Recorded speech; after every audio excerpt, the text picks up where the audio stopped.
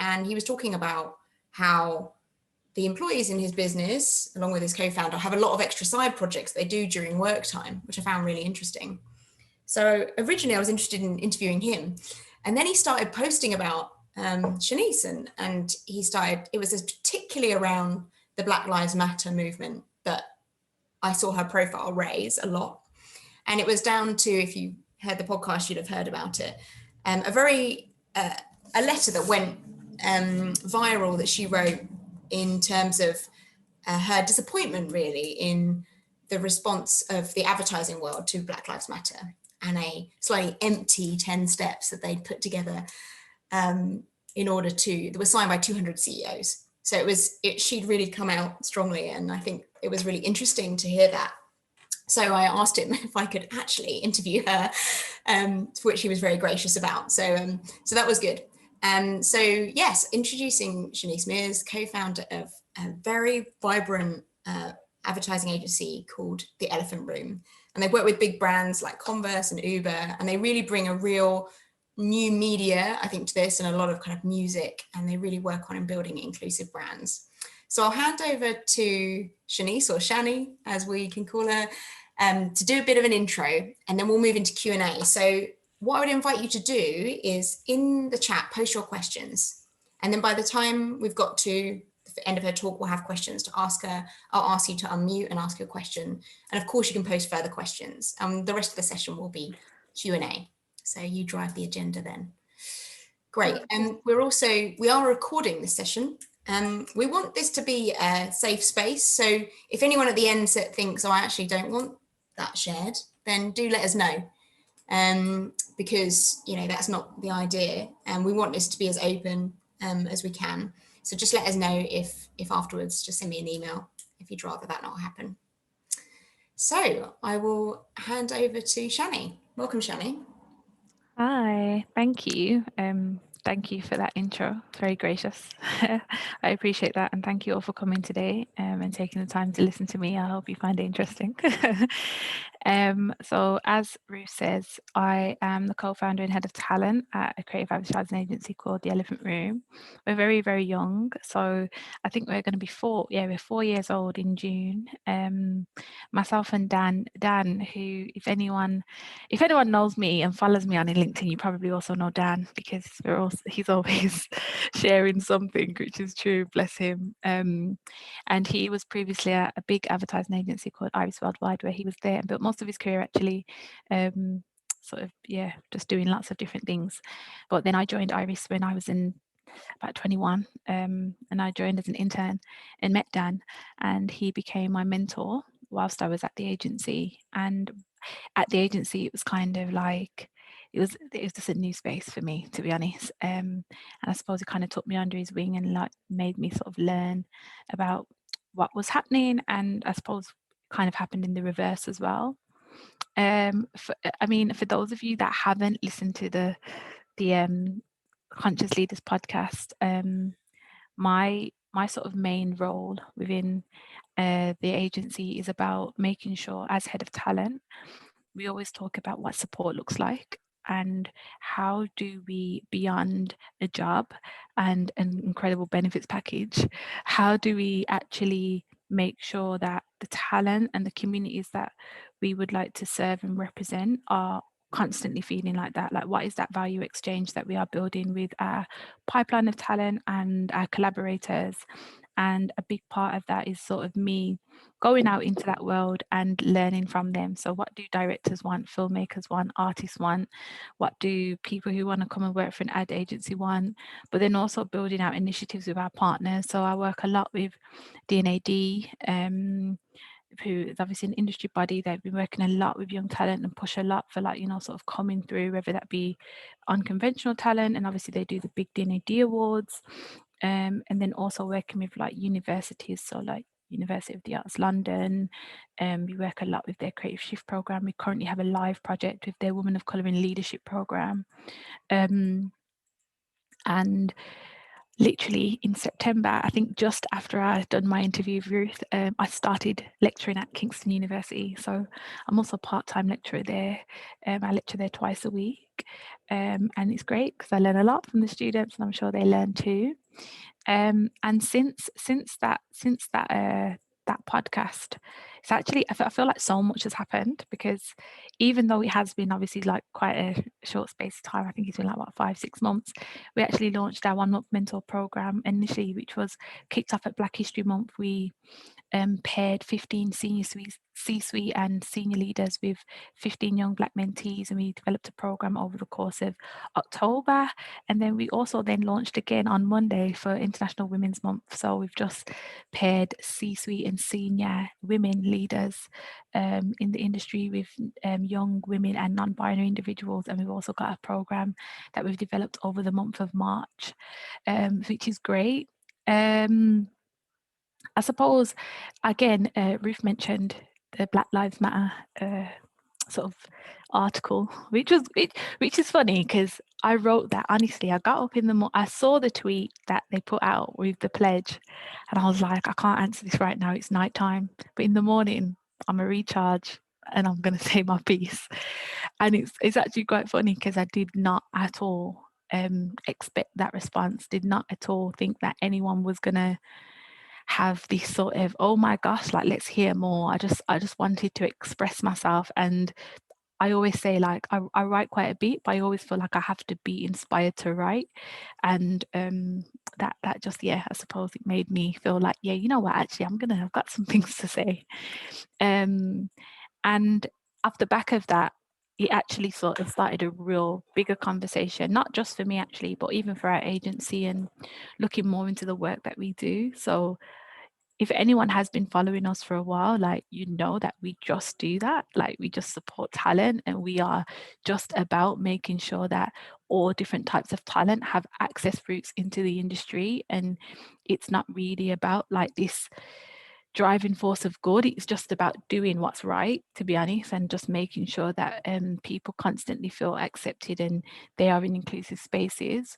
But off the back of that, I think more and more people are kind of like, oh yeah, but how are you doing this? What, like, where are you looking for this talent? What talent is actually coming to you? Do you go to them? Are they coming to you? Like, what?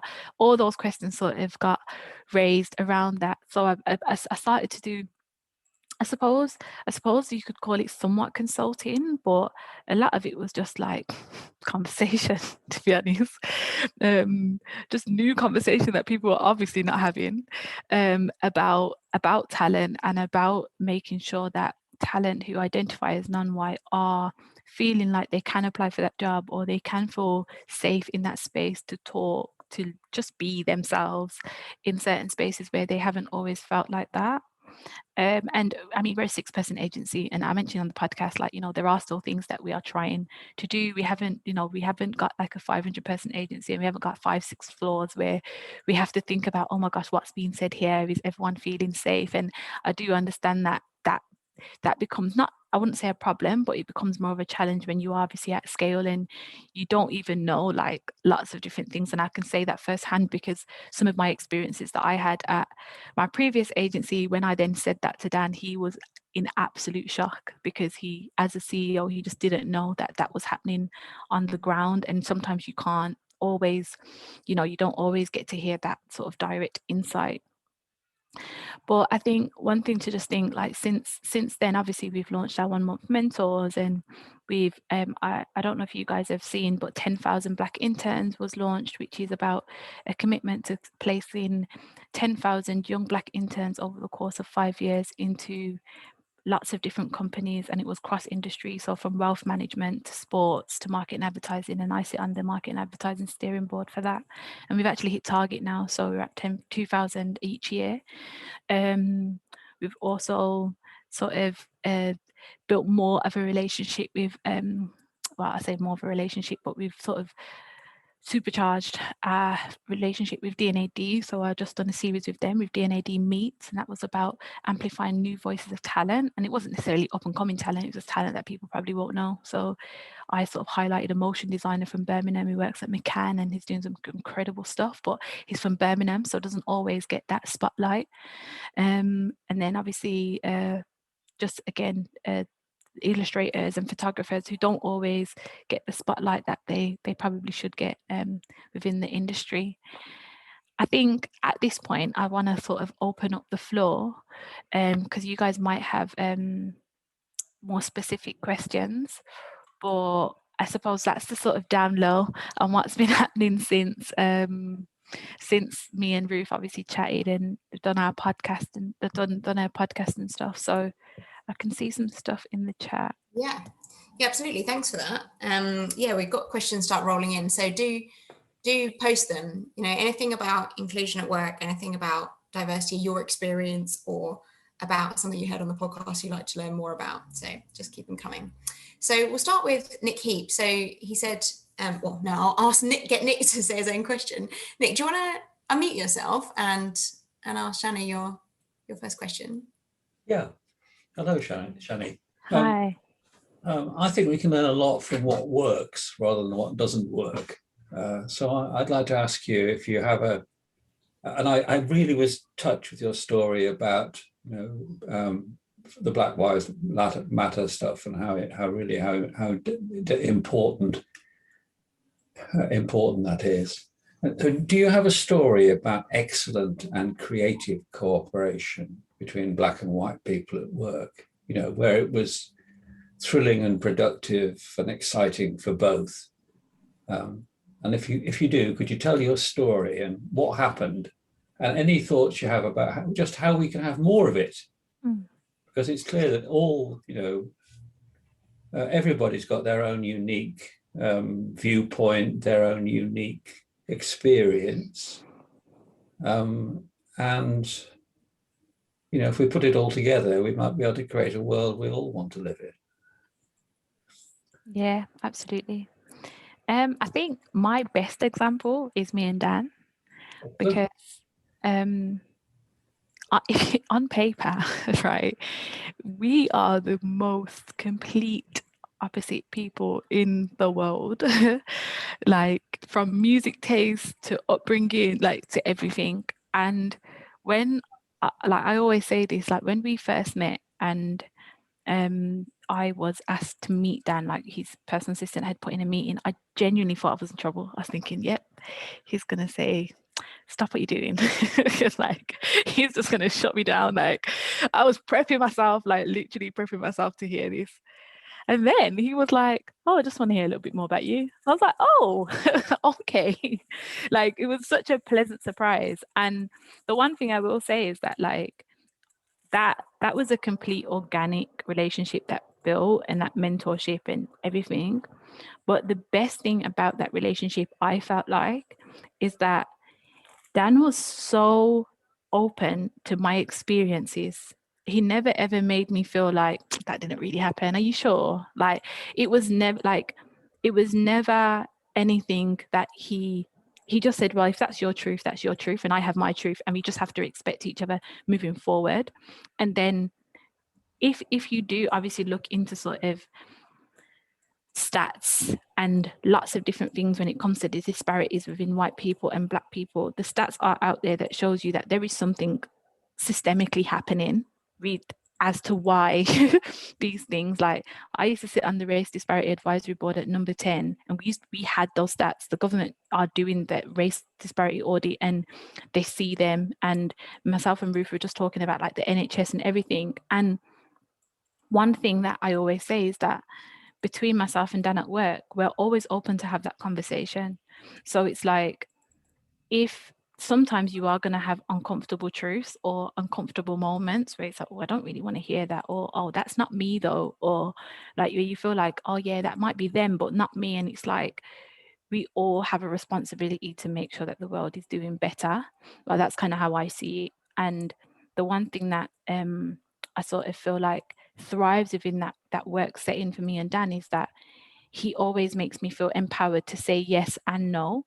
And he taught me that from quite an early stage. Like, if you feel like you don't want to do something, if you feel like something doesn't align with what you stand for, if you feel like you don't have the expertise to do this, be empowered to be like, I don't want to do this right now. Can you help me? Or I can't do this. Like, is this working? And I've never been told that, first of all, ever in my whole life. No one's ever told me that like no one, regardless of race, anything. Like probably my mom's told me like, be yourself and like feel confident, but I've never been told I should be empowered to say no.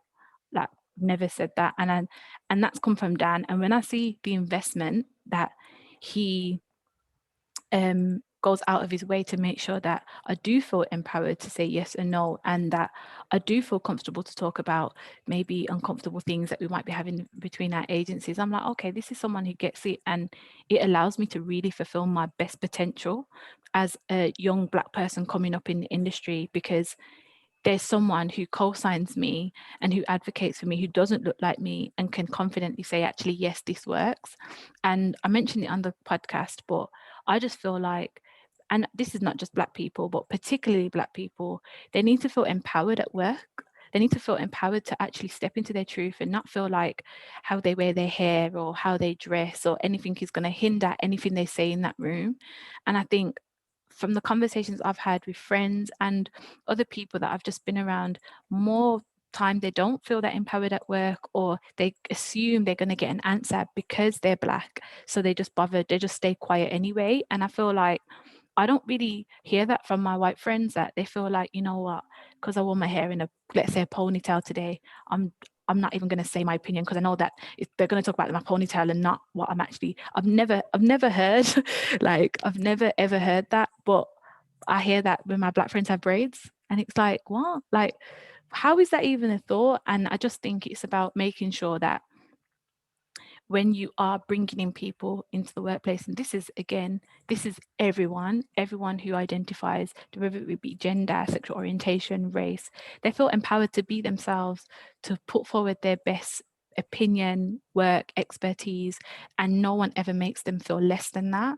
And that is when excellence will thrive. So I think my best example is Dan and me, and like what came of that, and like really showing like if you actually do put difference in the room together, bumping heads, we can actually create something cool.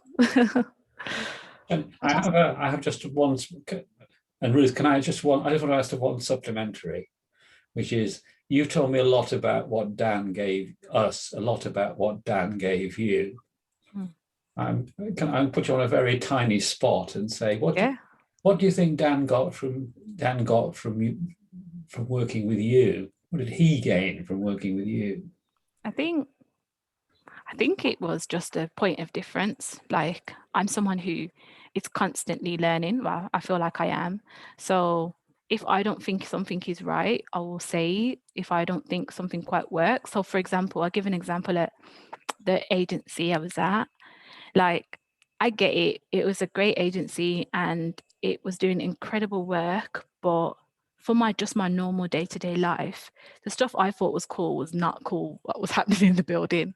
So I thought, okay, actually let me start my mailing list and my newsletter, and let me really put out what's cool for me and what's happening in Black culture. And like, I was writing, and then that's why Dan pulled the meeting, because he was like, I did not even know all of this was happening. And then when he started to pick apart my insights and my knowledge and the conversations I was having, he was just like, okay, I get this. And then sometimes it's about collaboration. I remember when we first started the agency, and we had, it wasn't an argument, but we had a little bit of a tiff about putting out the talent that we're working with. He was like, should we be doing that? Because then our competitors, they're just going to go and work with the talent. And I was like, well, the talents, we don't own them. So we definitely should be doing that, because talent wants people who cheer them on and who make sure that they're constantly getting opportunity. They will always remember where the opportunity came from, and if we're that soundboard, if we're that person that springs them into next opportunity, of course they'll remember us as an agency. Like, why wouldn't we do that? And that was a really big turning point for him. He was just like, well, actually, I didn't think of it like that. I've come from a place where everything is quite competitive, and there's a lot of competition, and it's not really about a collaborative, like with talent and other agencies. Like, that's just not the way it's worked for me in the past. So I think I just opened up his mind a bit to like different ways of working and the new generation of thinking. And like, I think I think I said it on my LinkedIn the other day, but you can't be an agent of change if you're not an agent of progress. And at the end of the day, we're in a new age environment where maybe what was happening 10 years ago is not what's popping now? Do you know what I mean? Brilliant. So That's brilliant. That's brilliant, Shannie. I mean, thank you. Thank you. I mean, I think it's better somebody else had a chance to ask a question. Yeah, no, really Yeah. good question though. Thanks for drawing out a lot, Dan and Shannie, for your sharing. And for those of you who didn't listen to the podcast, then Dan Sexby, like I said at the beginning, is Shanice's co-founder, and he used to run quite a big marketing agency as the CEO. And when Shanice didn't want to stay after her internship, he wanted to know why, and realized that he wanted to set up a new agency with her. So that was quite a big move, and that's what they've been doing since. So yeah, brilliant. Fab stuff. And Brian, do you want to go next? You posted a question in the chat, too. So just need to unmute and then ask away. Thank you. We won't forget this period of time when you keep telling people to unmute, will we? Let's hope we get past it soon. Shannie, I listened to the podcast first of all. I was really super impressed with your comments and the advocacy you had in wanting to make change and so on. So I just want to say, first of all, I really appreciated everything you said in there, and it rang lots of bells for me. I work in the University of Bath, and I have lots of mentees across the student groups. And I just wondered, from your perspective, thinking of the minority groups, what would be advice to me about the best messages to give to those students going forward? Yeah, sure. First of all, thank you. That's really nice of you to say. I think the best thing I would say is, I don't know how many you mentor or how much time you give them and stuff. So obviously this is within circumstances, but I would really try and hear individually what they need, because I think the one thing that often happens again is that you'll have, like, for example, one Black person or one Asian person and think that then applies to everyone, and that's just absolutely not the case. Like, everyone has like different needs for what they're looking for. So I would speak to them on a one-to-one basis and say, what can I do for you? So like me in my privilege as a lecturer, as a man with networks, as a man who understands the system and everything that's happening, what is it that you think that you would need from me to move forward or to get you out of the space that you're in? And I think that could be so different. So for example, when we done our 1 month mentors, Black History Month, there was a lady on there called Katrina, and she had a young boy from Lincoln called Leigh, and he was like, he wasn't around a lot of Black people, I suppose, in Lincoln, and he was trying to kick off his sports marketing agency. And what she did was, every meeting they had, she brought one person along who she felt like sort of could help him a little bit more than she could in her expertise. So she brought along one production manager, and then she brought along one who was like working in sports, and he really appreciated her, because for her it was more like she was like, okay, remember to ask these questions, remember to think about this is what this person does, and remember. And then when that person came, he felt much more confident going into that meeting with her. He felt safe because she was also there with him. He felt a lot more clearer on his goals and his vision on what he wanted in order to move forward. And I think stuff like that is so key for development, because I think a lot of the time people think that we're all starting from the same place, and we're just absolutely not. So I think I would just, for those individuals, for those students, I would just ask them, what can I do in my position right now to best support you and find a more clearer route? And maybe you might not be the best person, but you might know the best person for that person, and you just have to facilitate that and making sure, giving like regular check-ins, and they might just appreciate you for that, for just checking in and for just making sure they're okay. Like, I always, with my students, for example, I always say to them, how's your mental health after the end of each class? Because I just feel like no one's really doing that with students, and they're going through such a crazy time right now. And I'll get emails like, oh, we're so happy that we have you, because no one ever asks us that, and thank you for really checking on us, and like, you really do care. And like, and I'm just like, oh, it's okay, like, no problem. Do you know what I mean? Like, you don't have to thank me, it's good, but it is those little things that I think they appreciate. So I would do that. Yes, thank you. I appreciate those comments. it's interesting when I look at, I work with STEM as well. We have a big challenge with trying to get more women into science, and it's a nightmare at the moment, to be honest.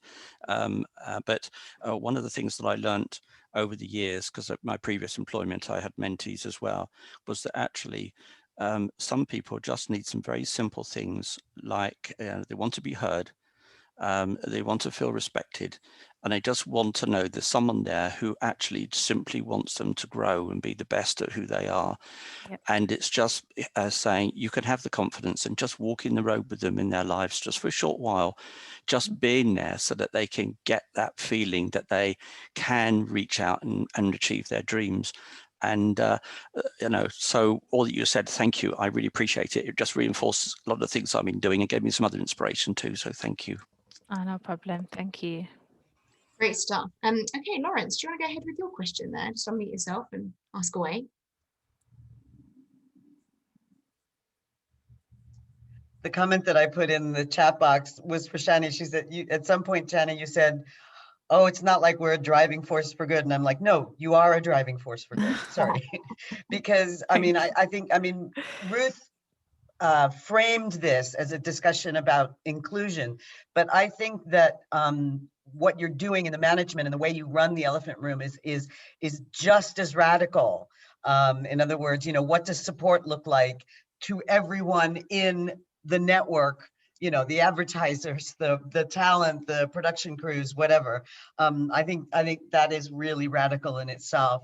But the question I had specifically, Shannie, was about how do you educate your advertisers, especially the big brands where things have been done a certain way for a very long time. How do you educate them that inclusion is not just putting brown faces in an advert? In other words, how do you inculcate inclusion into their corporate culture as well? Yeah, I mean, it depends on the brand.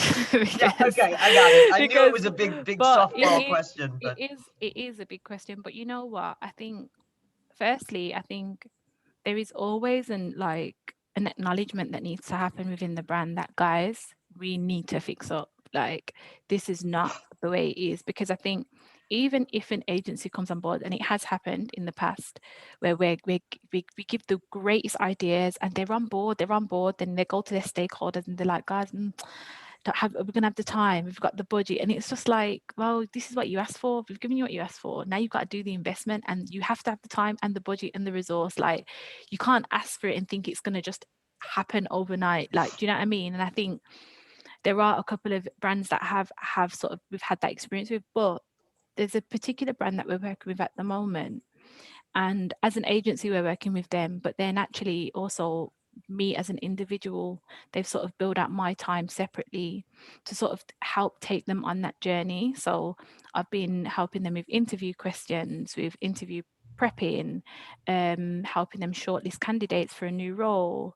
I'll be overseeing some of their PR with their PR agency, and overseeing some of their meetings when they're looking at talent on a global perspective, because we had a situation where they presented about 5 talent, no talent identified as non-white.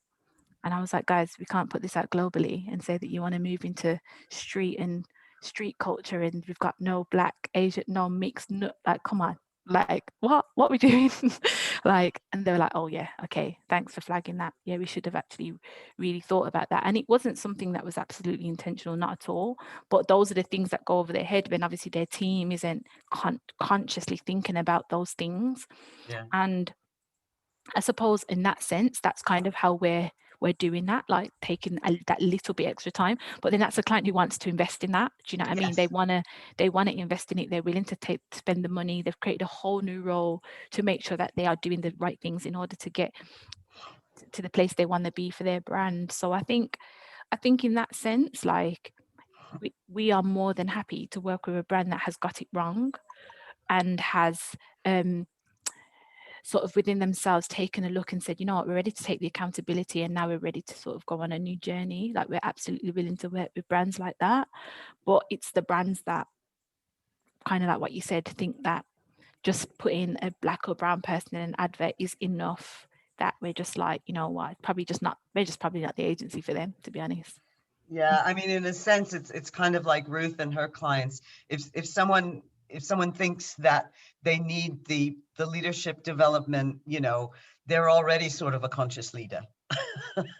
And so in your case, they're already they're self-selecting, knowing that they have a lack and they need to come to you and find out how to fix it. Yeah, exactly. I see that. Yeah, exactly. It is interesting. It's a conversation that we've been having actually with Shannie and others about how we reach the people that are maybe unreachable, or like the people here, probably you're all kind of interested in this stuff already and maybe already doing some things, and hopefully we can help with going further, and just this conversation adds a little piece there. But you know, that's an ongoing question for us, is how we reach people that are not coming to something like this. How do we flash mob into situations where you get a bit of education or some kind of thoughts that help you take a step further, because I think we can all go steps further. Yeah, absolutely. Sorry, Shannie, do you want to say anything on that? No, as I said, Don, you're completely right. It is about getting the non-converted. Yeah, exactly. Yeah, and Lawrence, you're asking about questions in about how businesses can take action. Becky's also got a question about that kind of links to that. I don't know if you want to unmute yourself and ask that question too. Yeah, thank you. Shannie, thought your podcast was amazing, and it sounds like you're doing some really great things with the way that you lead Elephant Room, and you know, all of the stuff you're doing on inclusion and diversity. I guess the big question that a lot of organizations have is, you know, what are the main practical steps that they can put in place to try and tackle some of the diversity challenges that they see? I mean, we see all the time organizations throwing out stats saying we need to get our balance right with, you know, X% of this category, so on and so forth. I guess, what would you say is the main thing that organizations should actually focus on first and get right first, so that when they make these commitments, they are going to hold true and it is a proper commitment they're making, as opposed to these sort of percentages, which kind of, you know, will they get there or not? Don't know. Yeah, no, absolutely. So I don't think there's like a main thing, because I just think like for so many different organizations it's so different. But the one thing that I would absolutely say comes first is company culture, because what happens is that we obviously see all the talk around diversity and inclusion and equity and equality and stuff. And then a company says, okay, yeah, now we're committed to hiring. And then they'll hire in, let's say, a bunch of juniors that identify as gay or non-white, or they're all under the age of 30 or whatever. And then they come in and they have a terrible experience. And that's because the company culture that they're walking into isn't set up to welcome them in that new age environment, which is what I like to call it. And I think that company culture is very, very important. And that means constant reflection, new hires, sometimes getting rid of some hires. Like it's a lot, it's almost like a systemic change, and that is not easy. So I would always say that, like, focus in first on like, and what I always say, like, I say quick wins, and I don't think they're like quick wins, but like there are small things that companies can do. And the reason why I say this is because we're doing it, we're a small company. Like 1 month mentors is done on zero budget, like zero. Like there's nothing that we pay for except for the photographer. Like, do you know what I mean? And one of the mentors described it as transformational, like, for her experience. And I just think if we're an agency with 6 people with very little budget, and we can get people to volunteer their time and use our networks for good, imagine what a global agency can do with spare 10, 15, 26 grand. Do you know what I mean? Like, imagine what can do, like, or imagine what a brand can do if we supercharge it. And like, I always say that. So it's like, it's just small stuff. Like maybe it's like on a Friday, you've got an open day where you invite young talent to just come and sit with you and talk about their experiences, exchange, conversation. Like maybe it's just an open day, 3 till 5, anyone can come. Like, do you know what I mean? Like, it's so, and that's so small. Like that doesn't cost you anything, probably some promo, but nothing else. Like, and you've just probably got to look away from your desk for an hour. Like, it's it's not that deep, basically. And I just think it's small things like that that will sort of enhance company culture and change, because what you're doing is you're opening up to new curious conversations, you're exploring different people, you're allowing yourself to build a community of different types of people from all different ages, anywhere. And then you're then coming back as a company saying, oh, actually, that was really interesting. Maybe we should do this for a week takeover of the office. And do you know what I mean? And then it kind of spirals ideas after idea after idea. And that is real change, I think, like, is when you sort of start small and then you start to build bigger foundations of what you stand for. So then, you know, like, anyone in your company that is not open on a Friday to having conversations with new different forms of talent and welcoming a new community, they're probably not the person to be working for you, because that's what you're about: welcoming new communities, having new conversations, and making sure that you're building an environment where everyone feels like they belong and have conversation. It's just a foundation, it's a value, period. Do you know what I mean? And I think that those are the small things, I think, that organizations, if they don't necessarily have the budget right away to hire people or all those things, that they can do, and it doesn't cost them anything. All it does is just cost them brain time. Do you know what I mean? And I think when it comes to like diversity, obviously is a massive spectrum, but all it really means is different. So it's up to you on how you feel like maybe there's a race agenda. Like, for example, I know EY, they have a race agenda, like quite literally they have a problem within their offices with race across the world, and they know that that's something that they need to address. So race is one of the top things for them. Do you know what I mean? But then for some people it might be gender, for some people it might be LGBT, you know, it's so many different things. But I think that's up to you to make that decision for your company. Because when you evaluate your company, you realize what's missing, you see the missing hoops, and you see, oh, actually, guys, like, we've got no women here. This needs to be fixed right away. Like, do you know what I mean? Or, guys, we are literally all from the same class, same background, same educational background. What are we doing to open up that like barrier? And I think it's just about looking inward first, really, and then coming together and then I suppose making suggestions as to how to be better. Yeah, I think that's really, really important. And yeah, great. Great, some of the stuff you said there. I guess I can kind of see that it's a case of, you know, everyone in the organization needs to put their hand up and say, actually, is this right? We need to do something to address it. So it comes back to the point you made earlier as well of like, put your hand up, say something, this doesn't seem right. So yeah, thanks, Shannie, that was great. No problem.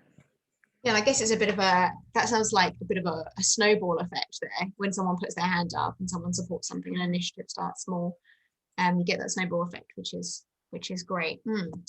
Great. Okay, and that does take someone the confidence to put their hand up. I just got a small question before we come to Ashley's question. How much do you think things have changed with people being able to speak out about stuff? Or do you think that, I mean, maybe from your experience about Black people, but whatever you want to say to this, how confident do you think, from your knowledge of Black people, do they feel about calling out stuff and going, this is wrong, or no, like, this has really happened that has sidestepped me here, or something else? How do you think that is for people? I think more confident now that it's like we have the age of social media and call out culture is a thing. I think it's also like, sometimes when you call out something, you just want to know that you're gonna have people that have you back. Like, do you know what I mean? Like, you're gonna have someone that's like, it's okay, I got you, like, don't worry. And I think now we have more allies in that space, that because it's no good Black people, brown people who are from those marginalized communities just calling it out. Like, we need everyone to call it out. Do you know what I mean? And I think I remember Ete Davis, who is the CEO of Engine Group, he gave a talk at our 1 month mentors last year, and he said he had someone who he would actually call an accomplice, not an ally, because they quite literally put their job on the line for him, and they quite literally stepped into making sure that he was protected. And sometimes it does take that. It's like I remember in George Floyd, when everything was happening with George Floyd, and people were saying, like, it's not enough now to say, oh, I'm not racist. You have to be anti-racist, because actually being complicit makes you just as bad. And I think that is true. So I think now that Black people, again, or those people who come from those marginalized communities, feel like they'll have their voices heard and backed, they're much more confident now going into that room and saying, you know what, I'm all right, I'm good, and like, you know, I'm going to learn from this experience. I might lose my job, but actually I'm okay. Do you know what I mean? And I think that's what's changed. Whereas I'd say, I don't know, 20, 30 years ago, I mean, I'm only 27, so I don't know, but 20, 30 years ago, like, I'm sure that probably wasn't the case. Like, I quite literally have heard stories from older people who are Black in particular saying that when another Black person came to the organization, they were not happy because they were thinking, oh, I'm out, because only one of us at a time. Like, do you know what I mean? Like, they weren't happy about that. It wasn't a collective mindset of collaboration and, oh, let's work together. It was like, oh, guys, they're not going to accept two of us, no way. So it was almost like a competition against then the other Black person, and I was just like, oh my gosh, like, can you imagine, like, what in the world is that about? Like, I can't even imagine having that mindset, but I can imagine back then probably was the case. Do you know what I mean? And I think now it's it's just a new age. I think it's just changing. And I really like the point of being accomplices rather than just allies. So, you know, to what extent can you put yourself on the line? How far are you willing to go for someone to support a cause? Yeah, exactly. And that doesn't mean that everyone should put themselves on the line, but it just means that, like, I always say it, like, I love reading. I love, like, reading some stuff, but I love learning and I love watching stuff. And like, sometimes it's just about picking up a book and learning about what's happening in the world that's not yours, and then looking at how you can then contribute back to that world. That doesn't necessarily mean money, doesn't necessarily mean, again, hiring a person. Sometimes it just means going out of your way to have a conversation with that person. And again, like what I said to, I think, Brian, I was like, how can I help? How can I help?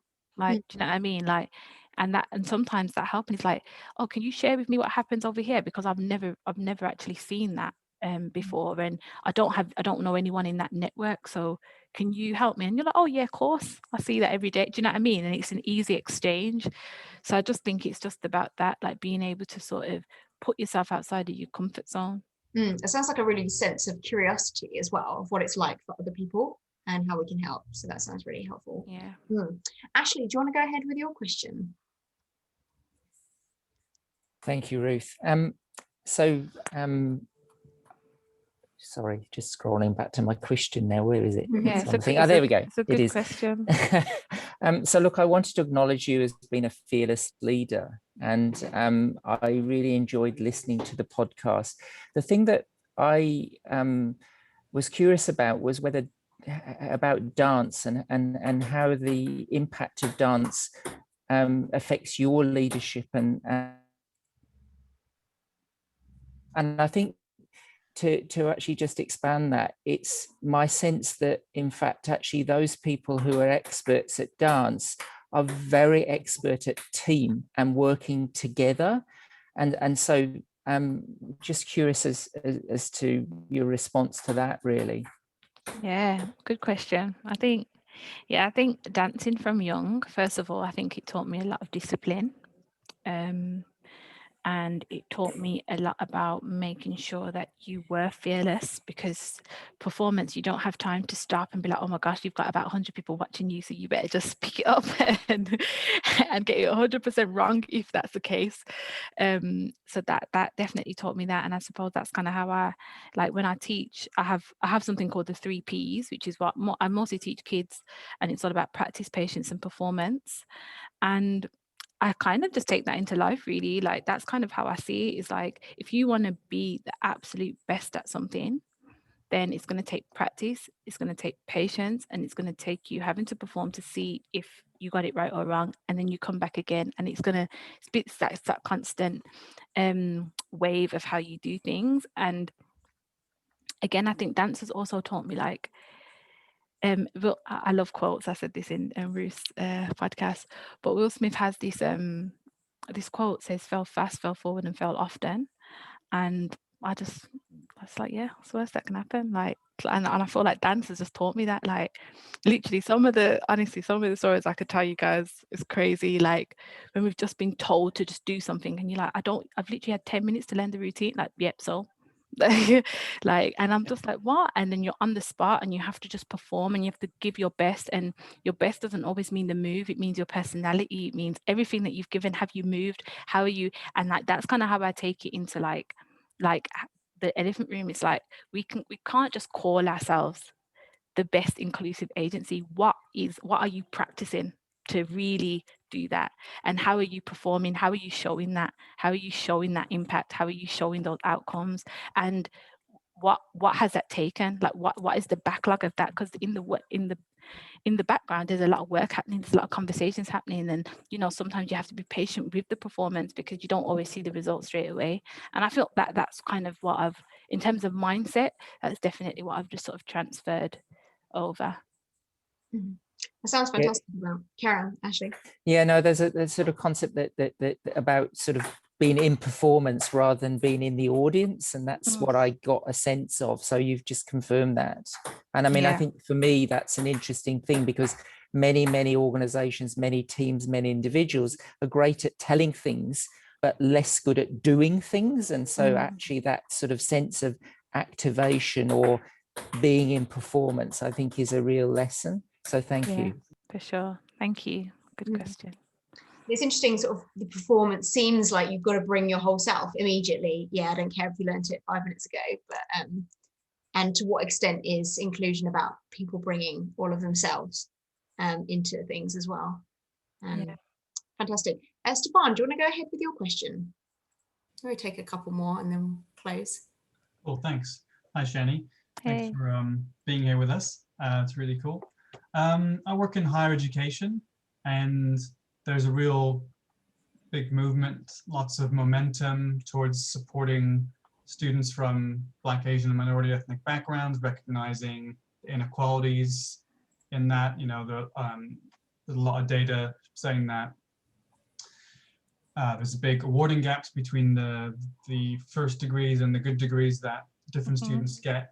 But I feel like in doing that work, which is good work, we have kind of stuck a lot of different people together into one group, and we just call it BAME, and it just becomes BAME. And I know a lot of students of color have spoken about that, at least at my uni where I work, and we are looking at other terminology. But I just wanted to get your thoughts on, how those of us who want to be allies, how we can support that without falling into that kind of trap of then just saying, in trying to advocate, actually just putting all of these people's experiences together, when that's not true, obviously. It's not the case. Yeah, I think it's, first of all, I think that's like, when you just said Black and Asian and minority and ethnic, like, I always explore this thing around language, and that's why I don't like the term BAME, because what BAME does, it doesn't separate. And how you've just acknowledged that actually I should say the whole thing, that in itself is a step forward. Because I think for me, for example, a lot of my students, they are international. So they, like, some of them come from Bulgaria, Italy, and like they've had, like, when it comes to class particularly, like very like working class backgrounds. I had to like do 3 jobs to get here and stuff like that. And now when I speak to them, I ask them quite specifically, like, what are your hardships? Because even though like they can say something like, oh, I'm from a working class background, even that is so different in terms of the scale or the access to things that they have. So I would really just encourage, like, even if it's as simple as a survey that you send to your students, and you just say, for my own personal research and for you guys, I want to make sure that your experience is better. So I'm going to send around a survey. I'm going to encourage everyone to do it.